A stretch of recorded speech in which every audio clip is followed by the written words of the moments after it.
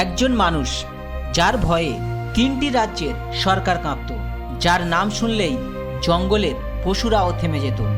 সে কি শুধু একজন ডাকাত, নাকি একজন রবিনহুড? সে কি নিছক খুনি, নাকি সরকারের অন্ধকার দিকের শিকার? তার মৃত্যুর গল্প আজও রহস্যে ঘেরা।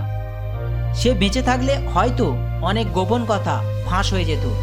এই গল্প বীরাপ্পানের, সেই মানুষটার যাকে ধরতে লেগেছিল 20 বছর, 20,000 পুলিশ আর কোটি কোটি টাকা। বীরাপ্পানের জন্ম 1952 সালে তামিলনাড়ুর একটি ছোট্ট গ্রামে। ছোটবেলায় দেখেছিল বনকর্মীদের হাতে তার বাবাকে অপমান হতে। সেই দিনেই হয়তো জন্ম নিয়েছিল প্রতিশোধের আগুন। স্কুলে পড়া হয়নি, কিন্তু জঙ্গল তার স্কুল আর বন্দুক ছিল তার কলম। 15 বছর বয়সেই শুরু হয় চন্দন কাঠ চোরাচালান। দুপুরে সাধারণ ছেলে, রাতে বনদস্যু। একটা সময় সে হয়ে ওঠে ফরেস্ট কিং। চন্দন কাঠ, হাতির দাঁত, কোটি কোটি টাকার অবৈধ ব্যবসা তার হাতে।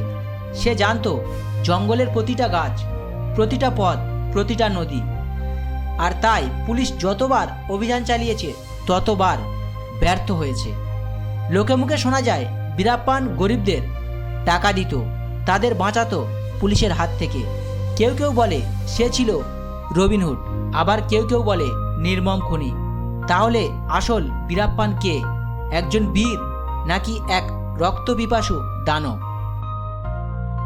1980 থেকে 2000 সাল পর্যন্ত তামিলনাড়ু, কর্ণাটক, কেরালা, 3 রাজ্যের পাহাড় ও জঙ্গলে চলত তার রাজত্ব। সে মেরেছে 120-রও বেশি মানুষ, তার মধ্যে 30 জন পুলিশ অফিসার, 20 জন বনকর্মী, এমনকি সাধারণ মানুষও। কিন্তু আশ্চর্য ব্যাপার হলো, প্রতিবার সে পালিয়ে যেত। পুলিশ ঘিরে ফেলত, তবুও সে উধাও। এমন যেন জঙ্গলের আত্মা তাকে লুকিয়ে রাখত। শোনা যায় রাজনীতির বড় বড় মানুষ বীরাপ্পানের সঙ্গে যোগাযোগ রাখত, কারণ সে জঙ্গলের ভোট ব্যাংক নিয়ন্ত্রণ করত ভয় ও টাকার মাধ্যমে। বনে তার ছিল এক সমান্তরাল রাজ্য, যেখানেই তার নিয়মই ছিল আইন। পুলিশ চুপ থাকতো, সরকার নীরব থাকতো, কারণ বীরাপ্পানকে ধরার চেয়ে তাকে ব্যবহার করাই ছিল সহজ। 1997 সালে বীরাপ্পান যখন সিনেমা অভিনেত রাজকুমারকে অপহরণ করল, তখন পুরো দেশ কেঁপে উঠেছিল। 105 দিন ধরে বন্দী ছিলেন তিনি। আর সরকার মাথা নত করে আলোচনা করেছিল এক ডাকাতের সঙ্গে। কিন্তু প্রশ্ন হলো, কিভাবে এক সাধারণ চোর হয়ে উঠল এমন ক্ষমতাবান মানুষ? তার পিছনে কারা ছিল, আর কে তাকে শেষ পর্যন্ত বিশ্বাসঘাতকতা করেছিল? 2004 সালে বীরাপ্পানকে পুলিশ এনকাউন্টারে মেরে ফেলে বলে দাবি করা হয়, কিন্তু অনেকের মতে সেটি ছিল কোনো এনকাউন্টার নয়, বরং এক গোপন রাজনৈতিক হত্যাকাণ্ড। তার আসল মৃত্যু কাহিনী কি? কে বিক্রি করেছিল বীরাপ্পানকে সরকারের হাতে? আর মৃত্যুর আগে সে যে শেষ কথা বলেছিল তা কেন আজও প্রকাশ করা হয়নি? সে যে শুধু ডাকাত নয়, ছিল এক রাজা, এক ভয়ের প্রতীক। কিন্তু প্রতিটা সাম্রাজ্যেরই একদিন পতন হয়, আর বীরাপ্পানের সাম্রাজ্যের শেষটা আজও রহস্যে ঘেরা। সে কি সত্যিই পুলিশের গুলিতে মারা গিয়েছিল, নাকি তার মৃত্যু ছিল এক সাজানো নাটক, সরকারের অন্ধকার চুক্তির অংশ? 2003 সালের দিকে বীরাপ্পানের জীবন পাল্টে যাচ্ছিল। তার দলে একে একে সবাই মারা যাচ্ছিল, কেউ ধরা পড়ছিল। যাদের এক সময় সে ভাই বলতো, তাদের অনেকেই এখন সরকারের পক্ষে গুপ্তচর। কিন্তু বীরাপ্পান তখনও উদ্যম। সে জানতো পুলিশ তার পিছনে বিশাল ফাঁদ পাতছে। তবুও সে জঙ্গলে আত্মগোপন করেছিল, কারণ জঙ্গলই ছিল তার একমাত্র আশ্রয় আর শেষ ভরসা। সে তখন তার স্ত্রী ও মেয়েকে নিয়ে বারবার জায়গা বদল করত। পুলিশ নাকি তাদেরও ব্যবহার করেছিল বীরাপ্পানকে ধরার টোপ হিসাবে। 2004 সালের অক্টোবর তামিলনাড়ু ও কর্ণাটক পুলিশের যৌথ বাহিনী তৈরি করে এক গোপন অভিযান, অপারেশন কোকুন। এই অভিযানের দায়িত্বে ছিলেন অফিসার বিজয় কুমার, যিনি বীরাপ্পানকে ধরার শপথ নিয়েছিলেন বছরের পর বছর ধরে। অপারেশনটা ছিল সিনেমার মতো। বেশ কয়েক মাস ধরে একদল পুলিশ সদস্য সাধারণ গ্রামবাসীর ছদ্মবেশ নেয়।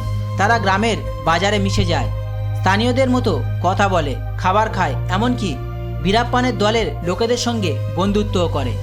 তারা জানতো বীরাপ্পান ধরা পড়বে না বন্দুক দিয়ে, ধরা পড়বে বিশ্বাস দিয়ে। 21শে অক্টোবর 2004 একটি দূরবর্তী গ্রাম পাপ্পি রেডি পাট্টি। রাতে এক ব্যক্তি খবর দেয় বীরাপ্পান আসছে একজন বাবার সঙ্গে দেখা করতে। পুলিশ সাথে সাথে জঙ্গলে তৈরি করে এক মিথ্যা চেকপোস্ট। বেশ কয়েকজন পুলিশ সদস্য ছিল গ্রামবাসীর ছদ্মবেশে, আর বাকিরা লুকিয়েছিল জঙ্গলের অন্ধকারে। রাত প্রায় 10টা। একটি সাদা জিপ গাড়ি ধীরে ধীরে ঢোকে সেই রাস্তা দিয়ে। ভিতরে 4 জন, তাদের মধ্যে বীরাপ্পান। গাড়ি থামতেই হঠাৎ আলো জ্বলে ওঠে, আর মুহূর্তের মধ্যে শুরু হয় গুলির বৃষ্টি।